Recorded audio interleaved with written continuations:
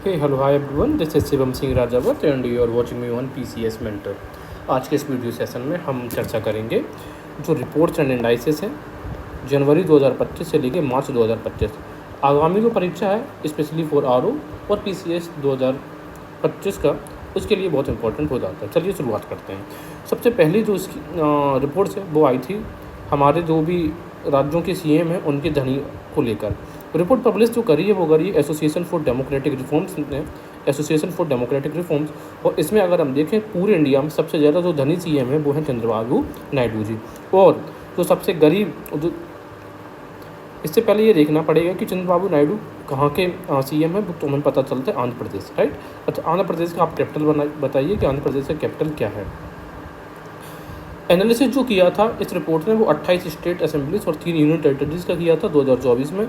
इसमें से चंद्रबाबू नायडू सबसे अमीर राष्ट्रपति निकले हैं। दूसरे नंबर पे जो सबसे अमीर, नॉट राष्ट्रपति, अमीर मुख्यमंत्री, तो आंध्र प्रदेश के मुख्यमंत्री सबसे अमीर हैं, जबकि दूसरे नंबर पर जो सबसे अमीर मुख्यमंत्री हैं वो है अरुणाचल प्रदेश के मुख्यमंत्री पेमा खांडू।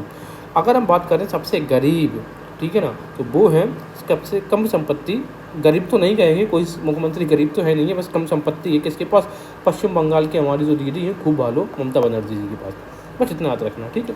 इसके अलावा योगी आदित्यनाथ जो हमारे उत्तर प्रदेश के मुख्यमंत्री हैं, उनकी जो संपत्ति है वो 1.54 करोड़, और क्योंकि हम यूपी से हैं तो उनकी संपत्ति भी हम याद रख सकते हैं। बस इतना याद रखना है। तो इसमें हमें दो याद रखनी है क्या चीज़ें। रिपोर्ट एनालिसिस किया है एसोसिएशन फॉर डेमोक्रेटिक रिफॉर्म्स ने। सबसे अमीर चंद्रबाबू नायडू, सबसे गरीब हमारी ममता दीदी, और मुख्यमंत्री श्री योगी आदित्यनाथ जी के पास 1.54 करोड़ की संपत्ति है। बस दूसरा जो है वो है 400 million dreams report, 400 million dreams report. अब इंपॉर्टेंट चीज़ है कि इसको जारी करने वाली जो संस्था है वो बहुत इंपॉर्टेंट हो जाती है हमारे लिए।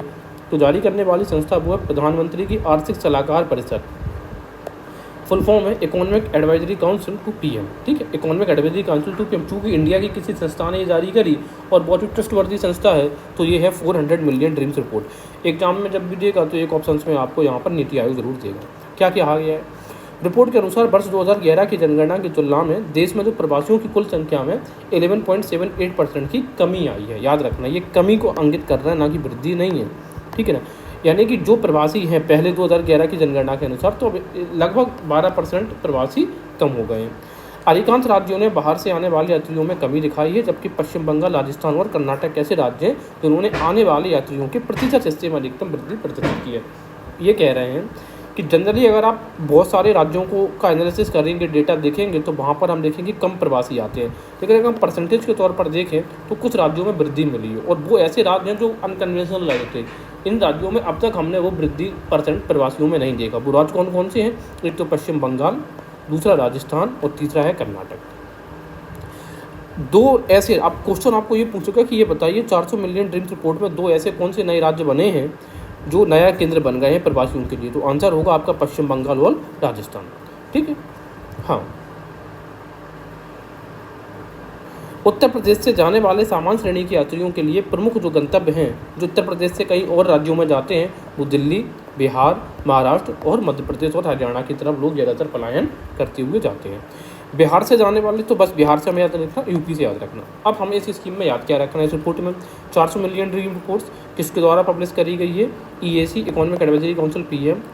प्रवासियों की संख्या पूरे देश में कम हुई है, बढ़ी है, तो 11.78%, यानी कि लगभग 12% कम हुई है। नए केंद्र कौन से दो राज्य बने हैं? पश्चिम बंगाल और राजस्थान। उत्तर प्रदेश में सबसे ज़्यादा जो दूसरे राज्यों में जाते हैं वो दिल्ली से में, बिहार, महाराष्ट्र और एमपी और हरियाणा में जाते हैं। चलिए आगे देखेंगे। Logistics each across different states, leads report है, ठीक है ना, एल से लॉजिस्टिक ईच। अब इसका जो 6 लीड्स का ये 6 संस्करण है, यानी कि 6th एडिशन है, किसके द्वारा जारी करी जाती है? तो DPIIT, department of industrial and internal trade, ठीक है। DPIIT का फुल फॉर्म क्या है? Department promotion of industrial and internal trade. 2018 में विश्व बैंक के लॉजिस्टिक्स परफॉर्मेंस इंडेक्स के आधार पर शुरू किया गया। ये इंपॉर्टेंट पॉइंट है आपकी स्टेटमेंट बनाने के लिए, अच्छा पॉइंट है। पूछेगा कि इंडिया की जो लीड्स रिपोर्ट है क्या वो जो विश्व बैंक के जो लॉजिस्टिक परफॉर्मेंस इंडेक्स है उसके आधार पर शुरू किया गया है? तो आंसर वुड बी यस। अब रिपोर्ट में तो इम्पोर्टेंट अगर बात करें लीड्स में कितने इंपॉर्टेंट पिलर्स हैं, तो अगर हमें लीड लेनी है तो हमें उसके लिए 4 पिलर्स चाहिए होते हैं, जैसे कि हर चीज़ के 4 पिलर्स होते हैं चारों डायरेक्शन में। कौन कौन सी है? एक तो लॉजिस्टिक का इंफ्रास्ट्रक्चर चेक किया जाता है, दूसरा लॉजिस्टिक सेवा यानी कि लॉजिस्टिक सर्विसेज चेक करी जाती हैं, तीसरा ऑपरेटिंग और जो नियामक वातावरण होता है, ऑपरेटिंग एंड रेगुलेटरी एनवायरनमेंट होता है उसको भी चेक किया जाता है, और जो चौथा है वो सस्टेनेबल लॉजिक। ये नवीनतम स्तंभ जोड़ा गया है। अब चूंकि ये नवीनतम जोड़ ही दिया गया है तो हमारे लिए तो भाई ये बहुत इंपॉर्टेंट हो गया है। यही पूछ लेगा कि इस बार के लीड्स में कुल कितने पिलर्स हैं, तो आंसर इज 4th। नया कौन सा जोड़ा गया है? सस्टेनेबिलिटी के ऊपर जो चीज़ें हैं वो हमने न्यू ऐड करी हैं। रिपोर्ट में क्या कहा गया है वो ज़रा देखेंगे। सबसे पहले बात करते हैं प्रदर्शन की। तो तटीय समूह जो है, अब इन सब में क्या किया गया है हम इस प्रकार से देखेंगे। ये तो ये वाला जो रहेगा, जो अब इतना हमें पता है कि जो राज्य के जो तट हैं जो कौन से टच होते हैं नहीं होते हैं, तो इस चीज़ का सेंस हम डेवलप कर लेंगे, क्योंकि रिपोर्ट ने जो कैटेगरीज बनाई हैं वो बनाई हैं coastal group, landlocked group, north eastern group और यूनियन टेरिटरीज़ के रूप में। तो ये थोड़ा सा हेक्टिक स्ट्रक्चर है, तो मैंने यहाँ पर एक ईजी तरीके से बनाया। अब 3 ग्रुप बनाए गए हैं, अचीवर्स, फास्ट मूवर्स और एस्पायरर्स। अचीवर्स जिन्होंने अचीव कर लिया है चीज़ें, फास्ट मूवर्स जो तेज़ी के साथ मूव तो कर रहे हैं, अभी अचीव नहीं कर पाए हैं, और एस्पायरर्स जिनको अभी और अच्छा करना है। जनरली पुअर परफॉर्मर है, लेकिन चूंकि पुअर जैसे वर्ड सरकार अब बचती है, सकारात्मक शब्दों का प्रयोग करती है, इसी वजह से यहाँ पर एस्पायरर्स वर्ड इसका इस्तेमाल किया गया है। चलिए अचीवर्स में देखें, तो अचीवर में तो गुजरात, हरियाणा, असम और चंडीगढ़। अब मैं आपको समझाता हूँ कैसे। अचीवर्स में जो पहला रैंक है गुजरात का कोस्टल कैटेगरी में, हरियाणा का लैंडलॉक्ड कैटेगरी में, असम का नॉर्थ ईस्टर्न स्टेट्स में और चंडीगढ़ का यूनियन टेरिटरी में। उसी तरीके से फास्ट मूवर्स आंध्र प्रदेश का, फिर आंध्र प्रदेश का फर्स्ट रैंक है किस कैटेगरी में? कोस्टल में। बिहार का फास्ट मूवर है लैंडलॉक्ड कंट्रीज़ में। मेघालय नॉर्थ ईस्टर्न कंट्रीज़ में फास्ट मूवर है, और दादरा एंड जो नागर हवेली है तो ये यूटीज़ का सबसे फास्ट मूवर्स है। उसी तरीके से एस्पायरर से देखेंगे।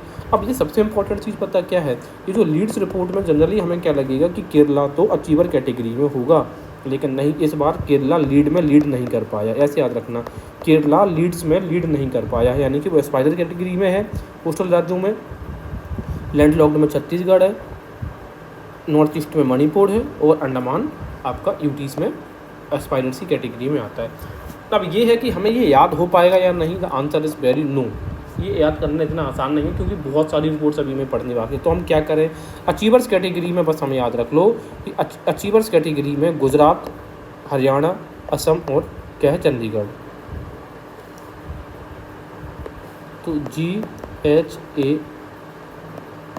गच्छ, अचीवर का क्या हो गया? गच्छ है, ठीक है। G से गुजरात, S से हरियाणा, A से असम और T से चंडीगढ़। और इतना याद भी रखना कि केरला इस बार लीड नहीं कर पाया, वो एस्पायरर कैटेगरी में नहीं आता है। आगे देखेंगे हम फ्यूचर ऑफ जॉब्स रिपोर्ट 2025 की बात करें। जारी करने वाला संस्थान है जो है वर्ल्ड इकोनॉमिक फोरम है। रिपोर्ट में वर्ष 2030 तक के वैश्विक रोजगार बाजार को आकार देने वाले प्रमुख रुझानों एवं परिवर्तनों पर प्रकाश डाला गया। मतलब क्या है? मतलब ये है कि 2030 तक पूरे वर्ल्ड जो एम्प्लॉयमेंट मार्केट है उसका क्या फ्यूचर रहने वाला है, उस पर देखा गया है। तो अपनी रिपोर्ट में उन्होंने लगभग 55 जो इकॉनमीज़ हैं, जो बड़ी इकॉनमीज़ हैं, उनका उन्होंने एनालिसिस किया और बताया कि वर्ष 2030 तक 78 मिलियन नौकरियों की शुद्ध वृद्धि का अनुमान लगाया गया है, ठीक है। और क्या कहा, इस बात पर प्रकाश डाला गया है कि किस प्रकार टेक्नोलॉजी, इकोनॉमिक चेंजेस और जो ग्रीन चेंजेस हैं वो रोजगार एवं कौशल पर प्रभाव पड़ता है। बस इतना याद रख लो आप कि फ्यूचर ऑफ जॉब्स रिपोर्ट जारी करी है वर्ल्ड इकोनॉमिक फोरम ने, और 2030 तक 78 मिलियन नौकरियां हमारी बढ़ेंगी, कम नहीं होंगी। वरना आपको ऑप्शंस में ये दे देगा कि AI की वजह से 2030 तक 78 मिलियन नौकरियां कम होंगी। नहीं, कोई भी टेक्नोलॉजी से नौकरियां कम नहीं होती हैं। Indian cities air quality progress report 2025 है। भारतीय शहरों पे विशेष फोकस किया गया है, नाम ही। अब इसमें क्या आगे कि 2019 से 2024 तक की अगर हम बात करेंगे तो PM 2.5 का जो लेवल है वो रिड्यूस होता हमें दिख रहा है। PM 2.5 इस वजह से खतरनाक है क्योंकि जो भी हमारे प्रोटेक्टिव मेजर्स होते हैं वो आसानी के साथ इनमें ट्रैक नहीं होता है। दूसरा है NCAP सिटीज़ अचीव 24% रिडक्शन, ठीक है। तो NCAP सिटीज़ है उनमें कितना रिडक्शन हमने देखा, 24%। अब फ्रंट नजर्स पे हमारा जो आता है वो 3 शहर हैं और 3 के तीनों आपके उत्तर प्रदेश के हैं। तो इम्पोर्टेंट हो गया यूपी जीके के लिए। क्या इंपॉर्टेंट हो गया कि इंडियन सिटीज़ जो एयर क्वालिटी में ना यूपी की जो सिटीज़ है बहुत अच्छा परफॉर्म कर रही हैं। तो सबसे पहले फ्रंट रनर जो है वो है आपका वाराणसी, 76% यहाँ पे जो पॉल्यूशन है वो रिडक्शन हुआ है। अब वाराणसी चूँकि प्रधानमंत्री मोदी का ही क्या कॉन्स्टिट्यूंसी एरिया है, तो ऐसे भी याद रख सकते हैं कि मोदी जी का जो कॉन्स्टिट्यूंसी एरिया है वहाँ पे पॉल्यूशन बहुत कम हो गया है। फिर आपका आता है मुरादाबाद, और फिर अब तीसरे नंबर पे आप ये देख लो कानपुर जो कि इंडिया की इंडस्ट्रियल सिटी से यहाँ पे भी PM 2.5 लेवल रिडक्शन हमें देखने को मिलता है। तो इंडियन सिटीज़ रैंकिंग में रैंकिंग जो आई है वाराणसी फर्स्ट पर है, मुरादाबाद जो है वो सेकंड पर है, और जो कानपुर है वो कहाँ पर है, थर्ड रैंक पर है। नीति आयोग का इनॉग्रल फीजल हेल्थ इंडेक्स आया है, ये बहुत इंपॉर्टेंट है। इनॉग्रल का मतलब होता ही अपने आप का पहला है, और जारी करने वाली संस्था भाई कौन है ये भी देख लो, वो है आपकी नीति आयोग। तो इम्पोर्टेंट हुआ या नहीं हुआ, बेहद इंपॉर्टेंट होगा। तो चलिए देखते हैं। तो फीजल हेल्थ इंडेक्स जो है, फीजल हेल्थ इंडेक्स स्टेट्स के बारे में बताया कि उनकी आर्थिक स्थितियाँ, जो आर्थिक स्वास्थ्य है आपके जो स्टेट्स का उनका वो कैसा है। तो इस रिपोर्ट को जो पब्लिश किया है वो किया है चेयरमैन जो है 16th फाइनेंस कमीशन के डॉक्टर अरविंद पनगड़िया जी के द्वारा। और उस समय प्रेजेंस कौन थे, वाइस चेयरमैन उस समय प्रेजेंट थे वाइस चेयरमैन नीति आयोग सुमन बेरी, और उस समय प्रेजेंस थे नीति आयोग के चेयरमैन सुमन बेरी और उस समय प्रेजेंट थे वाइस चेयरमैन सुमन बेरी और CEO सुब्रमण्यम। तो ये चीज़ हमें याद रखना है। सुमन जो बेरी है वो वाइस चेयरमैन है किसके, नीति आयोग के, और CEO कौन है, नीति आयोग के सुब्रमण्यम। लेकिन इसको इनॉग्रेट किया है इस रिपोर्ट को डॉक्टर अरविंद पनगड़िया जो कि 16th फाइनेंस कमीशन के हेड हैं। 5 मेजर सब इंडाइसेस यहाँ पर उन्होंने दिए हैं। यही पूछ लेगा कि 5 कितने मेजर सब इंडाइसेस दिए हैं, 5 कौन सा। क्वालिटी ऑफ एक्सपेंडिचर, कि वो कहाँ पर खर्च कर रहे हैं, उसकी क्वालिटी क्या है, किस प्रकार के प्रोजेक्ट्स में, किस प्रकार की स्कीम्स में स्टेट्स खर्च कर रहा है। रेवेन्यू मोबिलाइजेशन क्या है, वो पैसा लाते कहाँ से हैं, टैक्सेशन से, किस प्रकार से। फीजल प्रूडेंस, यानी कि जहाँ पर खर्च करना चाहिए सोच समझ से खर्च किया जा रहा है या नहीं। इसके अलावा डेट इंडेक्स, यानी कि कर्ज भी देख रहे हैं, और डेट सस्टेनेबिलिटी की कितना उनके ऊपर सस्टेनेबल कर्ज है। तो डेट की 2 कैटेगरीज है। तो इनॉग्रल और फीजल हेल्थ इंडेक्स में 5 तो मेजर सब इंडाइसेस बना दिए गए। इसके अलावा क्या पूरे, अब ये सबसे इंपॉर्टेंट क्वेश्चन है कि क्या सभी राज्यों ने इसमें पार्टिसिपेट किया था, answer is no, only 18 states ने भाग किया था, और इसमें 4 ग्रुप्स में 18 स्टेट्स को बांट दिया गया है। अब हम देखेंगे वो 4 ग्रुप्स में कैटेगरीज हैं, अचीवर है, फ्रंट रनर है, परफॉर्मर और एस्पिरेशनल है। ठीक है, अब इसमें जो अचीवर की बात करेंगे तो अचीवर में हमारा OCG है, उड़ीसा, छत्तीसगढ़ और गोवा। ठीक है, फ्रंट रनर में है महाराष्ट्र, यूपी, तेलंगाना, MP और कर्नाटका। तो हम सबका तो छोड़े दे रहे हैं, बस एक का हम याद रखेंगे कि जो फीजल हेल्थ इंडेक्स में जो यूपी है वो फ्रंट नज़र पे 2nd नंबर पर है। क्या है, फ्रंट नज़र पे 2nd नंबर पर है। अचीवर को 1 से 5 की रैंक, 6 से 10 की रैंक फ्रंट रनर, 11 से 14 की रैंक परफॉर्मर, और 15 से 18 की रैंक एस्पिरेशनल को मिली है। यूपी का क्या है, यूपी 6 से 10 की कैटेगरी में स्कोर किया है, फ्रंट रनर में 2nd क्रमांक पर आता है, और अचीवर में OCG, उड़ीसा, छत्तीसगढ़ और गोवा टॉप पर है फीजल हेल्थ इंडेक्स में। अगर हम बात करें सबसे ज़्यादा साइबर अटैक्स 2024 में जो आए, वो सबसे पहले तो USA में आया, और 2nd नंबर पर साइबर अटैक्स में हम इंडिया ये खतरा फेस कर रहे हैं। QS world future skill index 2025 की बात करें तो QS वर्ल्ड फ्यूचर स्किल में हमारा इंडिया का रैंक है 25वां। ठीक है, कौन सा रैंक है, 25वां। इसमें फर्स्ट रैंक है USA का, 2nd रैंक है UK का, 3rd है जर्मनी और 4th है ऑस्ट्रेलिया। और इंडिया का स्किल इंडेक्स में कितना रैंक है, 25। लेकिन अगर हम बात करें preparedness for job in future, भविष्य के लिए हम क्या फ्यूचर्स के लिए क्या जॉब के लिए प्रिपेयर कर रहे हैं, तो आंसर इज यस, और उसमें इंडिया का रैंक है 2nd। अब चूँकि इंडिया का रैंक इसमें अच्छा है, इस वजह से ये कैटेगरी स्पेशली आपको एग्जाम में पूछी जा सकती है। ये चीज़ हमने देख ली। अब हम आगे देखेंगे United nation international children education fund, यानी कि शॉर्ट फॉर्म में बोले तो यूनिसेफ, जिसकी स्थापना 1946 में हुई थी। इन्होंने एक रिपोर्ट जारी करी है, बस उसका टाइटल याद रख लो, prospects for children in 2025 building resilient systems for children's futures. बस यूनिसेफ, सी से चिल्ड्रन है, तो ये चिल्ड्रन वाली रिपोर्ट यूनिसेफ ने जारी करी। इसके अलावा अगर हम बात करेंगे तो जो वर्ल्ड मॉन्यूमेंट्स फंड है, इनमें जो मून है, हमारा जो चंद्रमा है, चंदा मामा, ठीक है, जिसको हिंदी में हिया भानु भी बोलते हैं, एक पर्यायवाची है हिया भानु, इसको threatened cultural site of world monuments fund में इसको ऐड कर लिया गया है। क्योंकि अब सीधी सी बात है, तो ह्यूमन्स है इतने सारे मिशंस भेज रहे हैं मून पर, तो वहाँ पे भी एनक्रोचमेंट स्टार्ट हो गया है, कॉम्पिटिशन स्टार्ट हो गया है। इस वजह से मून को threaten cultural site of world monuments fund में ऐड कर दिया गया है। आगे देखेंगे हम, जो जनवरी में हेनले पासपोर्ट इंडेक्स जारी हुआ है, इसमें अगर हम बात करें तो टॉप कंट्री हमेशा की तरह सिंगापुर है, सेकंड जापान है, क्योंकि इंडिया का जो रैंक आ गया है वो कौन सा है, 18th रैंक है। 2024 में इंडिया का रैंक कितना था, 80 था, लेकिन अभी जो रैंक है वो इंडिया का 85वां रैंक है। तो हमारा 5 रैंक क्या हो गया है, कम हो गया। तो इंडिया का Henley passport index 85। United UNFPA state of the world population report, united nation population fund जिसको जारी करता है, टॉप 5 पॉपुलेटेड जो सिटीज़ हैं इंडिया में, सबसे पहले दिल्ली, मुंबई, कलकत्ता, बेंगलुरु और चेन्नई। बस यही याद रखना है और कुछ नहीं। ठीक है, तो सबसे पहले हमें पता है राजधानी है, तो सबसे अधिक दिल्ली ही है, फिर मुंबई में राजधानी, इसकी आर्थिक राजधानी है capital. According to the report India is the most populous country, इसमें कोई डाउट ही नहीं है। And China is in second place. India का जो पॉपुलेशन है वो अभी कितना है, 1.44 है, जबकि चाइना का 1.425 बिलियन है। ये कह रहा है कि अगले 77 वर्षों में इंडिया इस अपनी जो पॉपुलेशन है, इंडिया में पॉपुलेशन डबल हो जाएगी। आप सोच सकते हो। और इसके बाद कह रहे हैं कि कम होगी, तो कितने वर्षों में पॉपुलेशन डबल होगी, 77 सालों में। अभी कितनी पॉपुलेशन है, 1.44। ग्लोबल फायर पावर इंडेक्स 2025 इसमें क्या है कि टॉप जो 5 कंट्रीज हैं ग्लोबल फायर पावर इंडेक्स में, USA है, रसिया है, चाइना, और इसमें इंडिया का रैंक कितना है, 4th रैंक पर इंडिया है। और पाकिस्तान 9 से 12th प्लेस पर आ गई है। इस तो ग्लोबल फायर पावर इंडेक्स में इंडिया का रैंक है 4th। World economic situation and prospects ये रिपोर्ट जारी करता है, इकोनॉमिक सिचुएशन एंड प्रोस्पेक्ट किसका, यूनाइटेड नेशन का। इसमें कहा गया है कि इंडिया की जो GDP ग्रोथ रेट रहने वाली है वो 2024 में 6.9% थी। ये फोकस करो 2025 में 6.6% रहेगी। कितना, 6.6। किसके द्वारा, प्रोस्पेक्ट्स के द्वारा। ग्लोबल इकोनॉमिक प्रोस्पेक्ट्स जो रिपोर्ट है 2025, ये क्या था, world economic situation and prospect. अब ये है ग्लोबल इकोनॉमिक प्रोस्पेक्ट, ठीक है। तो GE इसको बोलते हैं गैप, ग्लोबल इकोनॉमिक प्रोस्पेक्ट। तो ये रिपोर्ट जारी करता है वर्ल्ड बैंक, और वर्ल्ड बैंक ने कहा है कि इंडिया का जो ग्रोथ रेट रहेगा वो इस बार 6.7% रहेगा 25-26 में।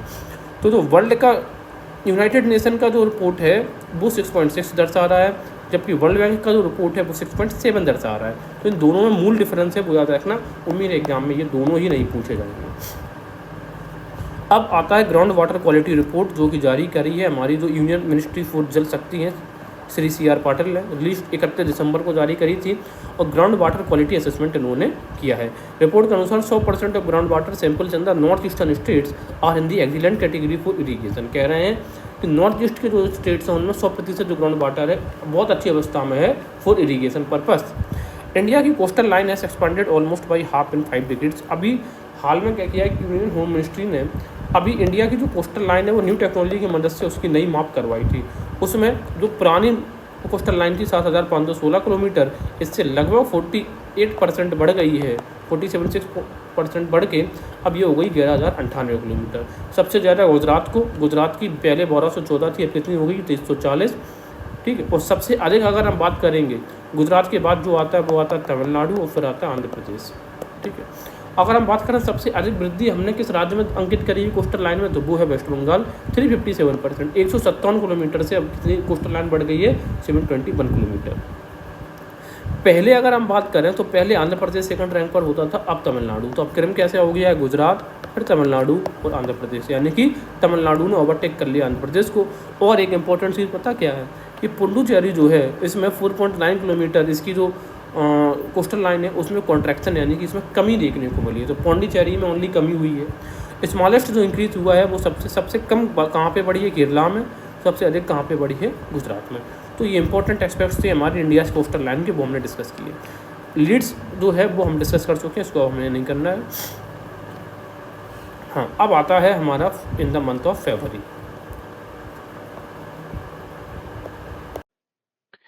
India has reached a significant milestone of surpassing 100 gigawatts of installed solar power capacity। कहने का मतलब ये है कि भारत ने जो भी हमारी इंस्टॉल्ड सोलर पावर कैपेसिटी है वो कितनी हो गई है, 100 गीगावाट। अब दो चीज़ें अंतर याद रखो, हमारी ये प्रोडक्शन कैपेसिटी नहीं है, अभी हम प्रोड्यूस नहीं कर रहे हैं, लेकिन हमने इतना इंस्टॉल कर दिया एनर्जी जिससे 100 गीगावाट हम प्रोड्यूस कर सकते हैं। तो ये हमारी प्रोडक्शन कैपेसिटी नहीं है, ये इंस्टॉल्ड कैपेसिटी है 100 गीगावाट से अधिक। दूसरी चीज़, हमारा जो टारगेट है वो है कि हम 500 gigawatt of non fossil fuel based energy capacity हम डेवलप कर लेंगे, कब, 2030 तक। ठीक है। इसके अलावा इससे पहले अभी हमारा प्रेजेंट में टारगेट क्या है कि 500 gigawatt of energy non fossil से हमें प्रोड्यूस करना है 2030 तक। इससे पहले हमारा जो टारगेट था वो था 175 gigawatt of renewable energy capacity 2022 तक करनी थी, जिसमें कि ओनली 100 गीगावाट वो सोलर पावर की होनी थी। तो अब आप ये वाला टारगेट याद रखो ना रखो, बट ये 500 gigawatt of non fossil fuel based energy याद रखिएगा। अब ये तो ट्रांजिशन है इंडिया का, इसके के लिए जो मेन फैक्टर या मेन कंपोनेंट्स है कह सकते हैं वो स्कीम है हमारी, वो है प्रधानमंत्री सौर घर मुफ्त बिजली योजना, पीएम सूर्य घर मुफ्त बिजली योजना।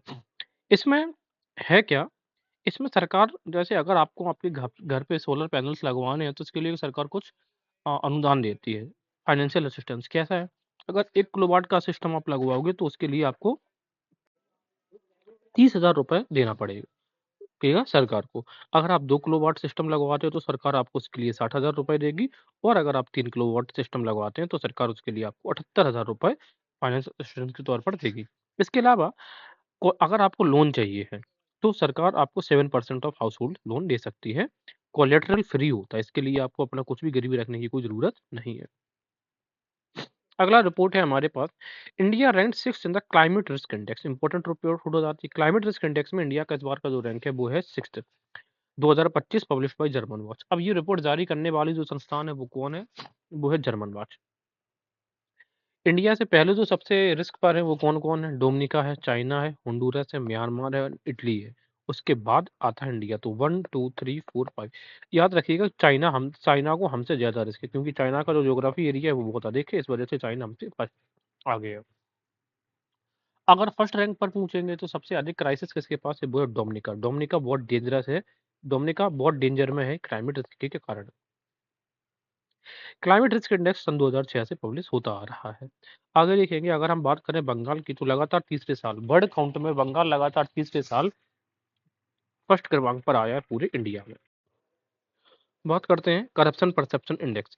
इस बार हमने 180 कंट्रीज को काउंट किया गया, उनमें से इंडिया का जो रैंक है वो है 96। तो corruption perception index India rank है 96 आउट ऑफ 180 कंट्रीज। डेनमार्क ने इसमें टॉप किया है, इसके बाद फिनलैंड और सिंगापुर। तो डेनमार्क बहुत डेंजरस कंट्री है, इस वजह से वहां पे कोई करप्शन करता ही नहीं है। यहाँ पे देखेंगे टॉप 3 जो करप्शन फ्री कंट्रीज हैं, एक पहला डेनमार्क है, फिर फिनलैंड है और सेकंड साइड है सिंगापुर। ठीक है। और इंडिया का जो नेबर्स है, चाइना का रैंक 76 है, श्रीलंका 121 है, पाकिस्तान 135 और बांग्लादेश 149 है। तो सबसे लास्ट कंट्री है करप्शन परसेप्शन इंडेक्स में, वो है आपकी साउथ सूडान। आगे देखते हैं, in the month of March, March के महीने में हुरोन ग्लोबल रिच लिस्ट है। अब जो हुरन ग्लोबल कंपनी है ये जनरली शंघाई चाइना में लोकेट करती है, और ये अमीर लोगों की जो बिलियनियर्स होते हैं मिलेनियर्स उनकी जो लिस्ट है ये जारी करता है। इसमें ये कहा है कि इस बार का इंडिया का जो रैंक है वो कितना रैंक है, third. Huron global rich list में इंडिया का रैंक है थर्ड। इसके बाद आता है यूके, फिर जर्मनी एंड स्विट्जरलैंड। इंडिया का रैंक याद रखना है। वर्ल्ड में लगातार चौथे साल जो एलन मस्क है उन्होंने टॉप किया है अमेरिकी मामले में। इसके अलावा मुकेश अंबानी टॉप 10 से बाहर हो गए। स्टेटमेंट पूछेगा कि मुकेश अंबानी टॉप 10 में है, नहीं, टॉप 10 से बाहर हो चुके हैं। इसके अलावा रोशनी नाडर जो है एचसीएल टेक्नोलॉजीज की चेयरपर्सन है, वो पहले इंडियन ऐसी हो गई हैं जो वर्ल्ड की 10 फीमेल बिलियनियर्स की लिस्ट में इंक्लूड कर ली गई हैं। ठीक है, तो 2 पॉइंट याद रखना कि मुकेश अंबानी बाहर हो गए टॉप 10 से, जबकि रोशनी नाडर इन हो गई टॉप 10 फीमेल लिस्ट में। इसके बाद जो हमारी रिपोर्ट है वो है the India bio economy report. India bio economy report में हमें एक चीज़ याद रखनी है, इसको रिलीज किया जाता है डिपार्टमेंट ऑफ बायोटेक्नोलॉजी के द्वारा, कि इंडिया ने बायो इकोनॉमी में 165 बिलियन क्रॉस कर लिया है। कितना हमारा रेवेन्यू है यहाँ से, 165 बिलियन है कंट्रीब्यूटिंग, और ये 4.2% ऑफ जीडीपी को कंट्रीब्यूट कर रहा है। याद रखिएगा कितना है, 165 पाँच और एक कितना होता है, 6। तो कितना कंट्रीब्यूट कर रहा है, 4.2% of GDP. It charts a road map to reach 300 billion by 2030। ठीक है, हम ये कह रहे हैं कि हमारा जो लक्ष्य है, अभी हमने कितना कंप्लीट किया, 165 बिलियन। लक्ष्य हमारा 2030 तक 300 बिलियन कंप्लीट कर लेंगे, और 1 ट्रिलियन हम कंप्लीट करेंगे कब, 2047 तक। 1 ट्रिलियन कब तक कंप्लीट करेंगे, 2047 तक। अगर की आप इनसाइट देखो इसमें, तो रैपिड मार्केट ग्रोथ जो है bio economy doubled from 86 billion 2020 to 165 billion in 2024। वो कह रहे हैं कि 2020 में हमारा जो रेवेन्यू था वो था 86 बिलियन, जो कि अब डबल हो गया 2024 में 165 बिलियन। और इसमें जो सबसे ज्यादा डोमिनेंस है, जो रोल प्ले किया है वो किया है इंडस्ट्रियल एंड फार्मा डोमिनेंस। वो लगभग 48% है वैल्यू। कहाँ से आती है, इंडस्ट्रियल एंड फार्मा डोमिनेंस से। तो ये फैक्ट हमें याद क्या क्या रखना है, बायो इकोनॉमी रिपोर्ट 2024 165 बिलियन हो गया है। हमारा लक्ष्य 300 बिलियन 2030 तक और 1 ट्रिलियन 2047 तक, जो कि हमारा विकसित भारत का ईयर है। सबसे ज़्यादा जो जो वैल्यू एडिशन की है वो की है इंडस्ट्रियल एंड फार्मा डोमिनेंस। आगे देखेंगे India ranked 118 in world happiness report. विश्व जो सूचकांक है इसमें हमने 118वीं रैंक हासिल करी है। जारी करने वाली कंट्रीज कौन है? Wellbeing research and centre at the university of Oxford in collaboration with Gallup और यूएन सस्टेनेबल डेवलपमेंट सॉल्यूशंस, ये याद रखिएगा, ठीक है, वेलबींग और सस्टेनेबल सॉल्यूशंस। इंडिया एक 118वीं रैंक है। हैप्पी हैप्पी कितना 118वीं रैंक है और कितनी कंट्रीज में? 147 कंट्रीज में। जबकि पाकिस्तान हमसे ज़्यादा खुशहाल नजर आता है, वो कितना है? 109th हैप्पीनेस है। The United States have dropped to its lowest position at 24। पूछेगा कि यूएस का पोजीशन क्या है? यूएस का पोजीशन 20, यहाँ पर देख लो, यूके का पोजीशन 23 है, यूएसए का पोजीशन 24 है, पाकिस्तान 109th रैंक पर और इंडिया 18। 9 दूनी कितना होता है? 18 होता है। पाकिस्तान हमसे 9th रैंक ऊपर है। यूके 23 और यूएसए 24। अच्छा, टॉप कंट्रीज फिर कौन से? एफडीआई तो फिनलैंड, डेनमार्क और आइसलैंड। तो हैप्पीनेस अगर आपके पास एफडीआई आपने करा रखी है बैंक में तो आप हैप्पी रहेंगे, तो एफडीआई। चलिए रिकॉल करते हैं सारी चीजें।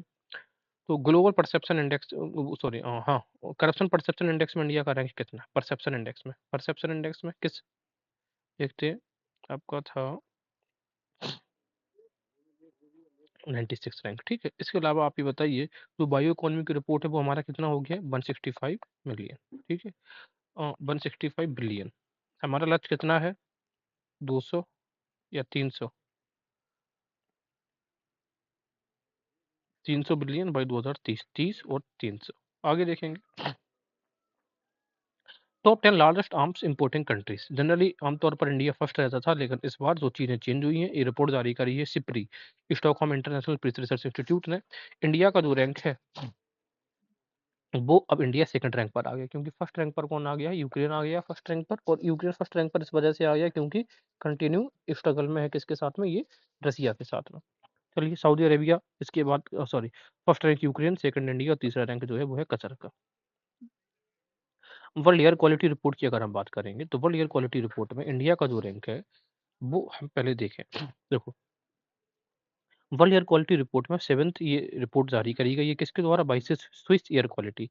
ये कह रहे हैं कि जो 20 most polluted cities in the world, उनमें से 13 सिटीज सिर्फ इंडिया में है, और 13 आउट ऑफ 20।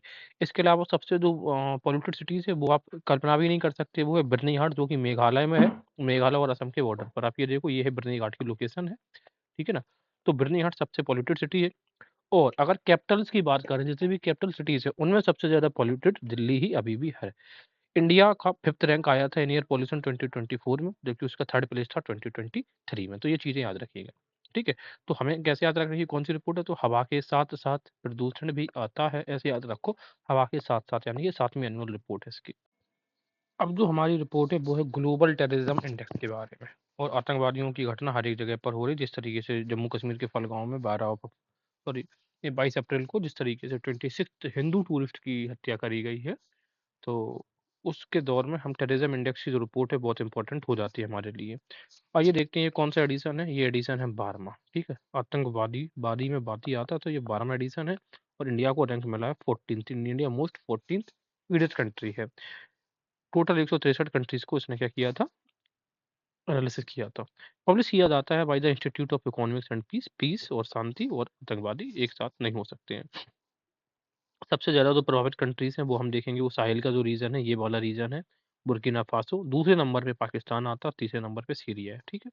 तो ये हमने देखा मोस्ट इम्पैक्टेड कंट्रीज में सबसे पहले Burkina Faso, Pakistan, Syria. India का रैंक कितना है? 14th। टेररिज्म 14, यानी कि कहने का मतलब ये मान लो कि टेररिज्म 14। अमूल जो है उसको पूरे वर्ल्ड में top 3rd most valued brand के तौर पे उसको आंका गया है। अब देखते हैं क्या है।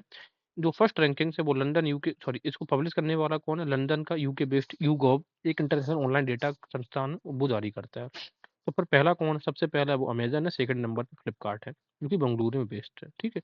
और ये आनंद जो अमल है ये कम्प्लीटली इंडियन है, तीसरे नंबर पर है। एलआईसी को रैंक किया गया है वर्ल्ड का तीसरा स्ट्रॉन्गेस्ट इंश्योरेंस ब्रांड। तो फिर फर्स्ट नंबर पर किसका है? फर्स्ट नंबर पर है पोलैंड का, और सेकंड नंबर पर है चाइना लाइफ इंश्योरेंस, ठीक है। तो 3rd एलआईसी है और 3rd ही अमूल है। Global funding for women led startup declines, अगर हम बात करें 2024 की, तो कहा जा रहा है कि पूरे वर्ल्ड में जो विमन लेड स्टार्टअप है इनमें फंडिंग डेक्लाइन हमें यानी कि कमी देखने को मिली, और इंडिया का पूरा वर्ल्ड में जो रैंक है वो है सेकंड इन टेक इन्वेस्टमेंट्स में, और फर्स्ट रैंक पर कौन है? यूएस है टेक इन्वेस्टमेंट के मामले में। United Nations Conference on Trade and Development UNCTAD ने रिलीज किया है a world of debt report 2024।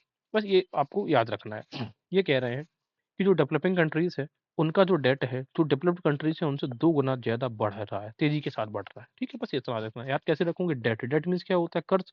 तो कर्ज कितने अंकों का है? तो अंकठाड़ अंकों का है, अंकठाड़ कर्ज और अंक। आईएलओ ने कहा है कि इंडिया की जो सोशल सिक्योरिटी कवरेज है वो डबल हो गई है। पहले 24.4% थी, लेकिन अब ये हो गई है 48.8% इन 2024। अब ये चीज़ अच्छी खुशी की बात है, लेकिन भारत सरकार ने आईएलओ को कहा कि भाई साहब आप अपने आंकड़े संभाल लो। क्यों? क्योंकि उन्होंने कहा है कि हम सिर्फ 48.8% नहीं है, हमारी जो सोशल सिक्योरिटी कवरेज है वो 65% ऑफ पॉपुलेशन है। ये डेटा प्रस्तुत किया है ministry of labour and employment. Global energy review 2025, इससे पहले हमने एक रिपोर्ट देखा था कि इंडिया का इंस्टॉल जो कैपेसिटी है वो 100 गीगावाट से अधिक हो गया है सोलर। अब देख रहे हैं ग्लोबल एनर्जी रिव्यू 2025 जारी करने वाला है इंटरनेशनल एनर्जी एजेंसी। ये कह रहे हैं कि ग्लोबल इलेक्ट्रिसिटी की जो डिमांड है वो इंक्रीज हो गई है लगभग 4.3% इन 2024। छोड़ दो, ये जरूरी नहीं है। जरूरी ये है कि इंटरनेशनल एनर्जी जो एजेंसी है वो रिपोर्ट जारी करती है ग्लोबल एनर्जी रिव्यू। इसके अलावा US overtakes UAE S India largest source of remittances RBI survey. RBI की सर्वे में ये कहा गया है, देखो कि अभी तक हमारा जो रेमिटेंसेस है वो सबसे ज़्यादा यूएई से आता था, लेकिन अब यूएस ने यूएई को पछाड़ दिया, यानी कि यूएस से सबसे ज़्यादा रेमिटेंसेस आ रहा है। कह रहे हैं कि जो आधा रेमिटेंसेस इंडिया का 50% वो एडवांस्ड इकोनॉमी से आता है, जैसे कि यूएस, यूके, सिंगापुर, कनाडा और ऑस्ट्रेलिया से। ठीक है, इसके अलावा जो गल्फ ऑपरेशन काउंसिल है, ठीक है, उसी जो कंट्रीज हैं जैसे कि UAE, Saudi Arabia, Kuwait, Qatar, Oman and Bahrain, यहाँ से 38% ऑफ टोटल रेमिटेंस हम प्राप्त कर रहे हैं। इंडियन माइग्रेंट्स गल्फ कॉपरेशन में countries account for around half of the total Indian migrants in the world. जितनी मान लेते हैं कि जो 100% इंडियंस किसी अदर कंट्री से माइग्रेट करने जाते हैं उनमें से जो 50% हैं वो सिर्फ गल्फ कंट्रीज में जाते हैं। लेकिन रेमिटेंसेस 50 कंट्रीज, सॉरी, लेकिन रेमिटेंसेस की बात करें तो वो 50% रेमिटेंसेस आता है डेवलप्ड कंट्रीज से। ठीक है, और उसमें सबसे आगे कौन है? सबसे ज्यादा यूएस से हमारा रेमिटेंसेस आता है।